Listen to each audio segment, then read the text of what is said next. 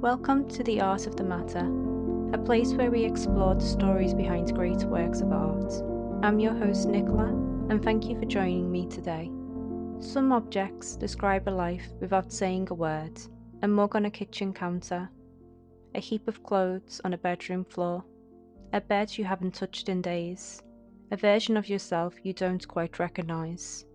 In the summer of 1998, Tracey Emin, a British artist known for turning her own life into raw, autobiographical work, gathered the wreckage of her despair and placed it inside a museum.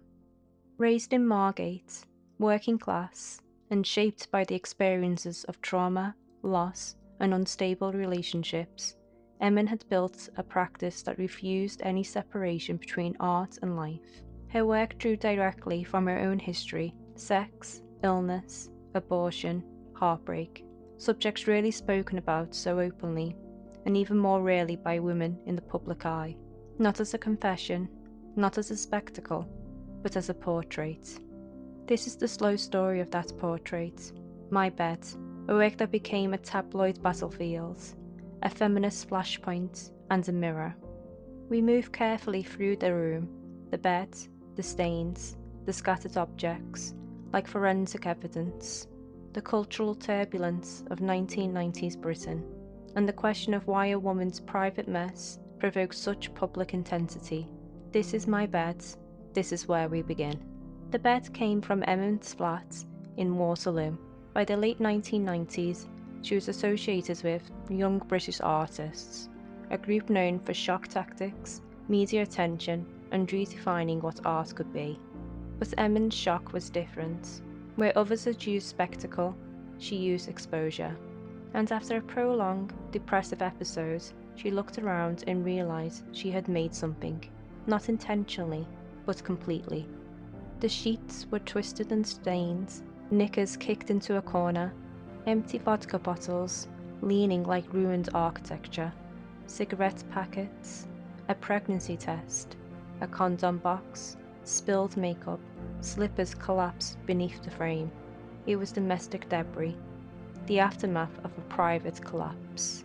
She didn't clean it, she didn't stage it, she recognised it. She later described it as a still life, only one made by the self. Traditional still life offers fruit, glassware, silver bowls, objects arranged for contemplation. My Bed takes that language and makes it biographical, political, and distinctly female, creating a space where the objects of a life can speak louder than the person living it. But to understand the wider outrage that surrounded My Bed, we need to step back into the 1990s, a time when British art was shifting, and the young British artists were dominating both galleries and headlines. At this time, Damien Hirst presented a shark suspended in formaldehyde, clinical, distant, and spectacular, and Cyril Lucas had used crude visual humour and irony to confront gender and sexuality. These works provoked, but they also kept a layer of distance, a conceptual buffer protecting the artist from audience reaction.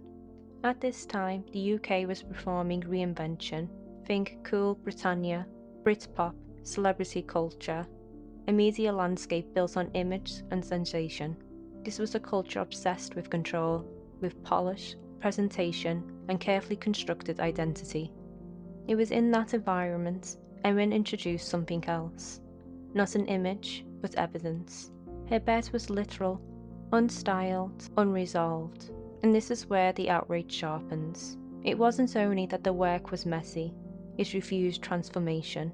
Nothing softened, nothing arranged, no distance between life and display. It wasn't just a messy bed, it was a refusal to tidy the truth. To understand why that refusal mattered, we must turn to an important concept in feminist theory: abjection. Abjection names what society pushes away. Think bodily fluids, emotional collapse, mental illness, desire. The things that disrupt order, the things that resist control, and especially when they belong to women. Artists before Emin had already explored this terrain.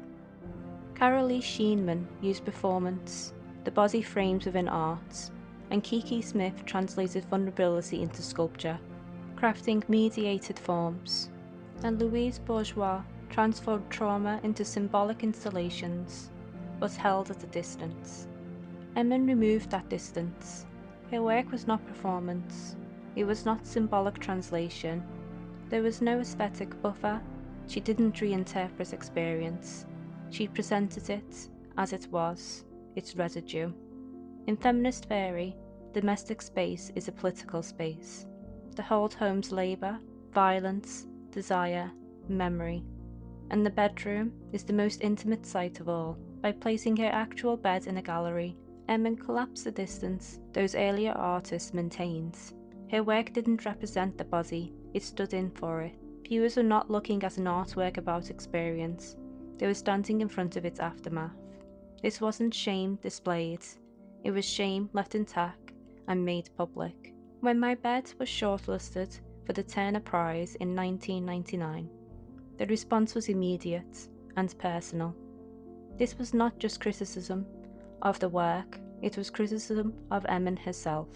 Headlines mocked her, interviewers questioned her legitimacy, commentators framed the work as laziness, attention-seeking, and even moral failure. The outrage was not only about the arts, it was about behaviour. Specifically, that a woman had shown sexual evidence, emotional collapse, domestic disorder, without apology, in a culture that expected women to be contained, discreet, and controlled. This felt like a rupture. While male artists had long explored chaos and excess, but often through distance, myth, or aesthetic control, Emin offered none of that. There was no filter, no transformation, no comfort. And so the question, is this art, marked another question, should this be seen at all? And so the outrage became part of the work, revealing the boundaries it was pushing against. Let's now return to the object and walk around it. The sheets are creased like a map of restless nights. The bottles lie where they fell. The carpet is worn, ordinary. It's unremarkable, like any rented flat. Nothing is exaggerated, nothing is arranged. That ordinariness gives the work its weight. When seeing my bed in person, there comes a certain point when viewers begin to lean in. The details become clues, and objects become narratives. And then, just in a moment, recognition. Not always of despair, but of mess, of unfinished moments, of having lived through something unmanageable. The bed becomes universal, because it is so specific. What we hide most carefully may be what others recognize most quickly. With distance, my bed feels less shocking and more prophetic. Artists now work openly with autobiography, mental health, the body, the domestic. Emin was ahead of that shift.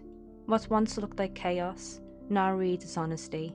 What once seemed provocative now feels necessary. My bed expanded what art can hold, the ordinary, the intimate, the beautiful, the true. It didn't break the boundary between art and life, it crossed it quietly. And that is its strength. It remains still, a preserved room, an invitation. So after the headlines, the outrage, the fairy, the passing decades, what remains? Well, a bed, a life, a moment held in place. And that's because Tracey Emin didn't offer a solution or a model. She offered a scene and left us inside it. And yet a quiet question still lingers with us. What would it mean to show the parts of your life you usually hide? I'm Nicola, and this has been The Art of the Matter.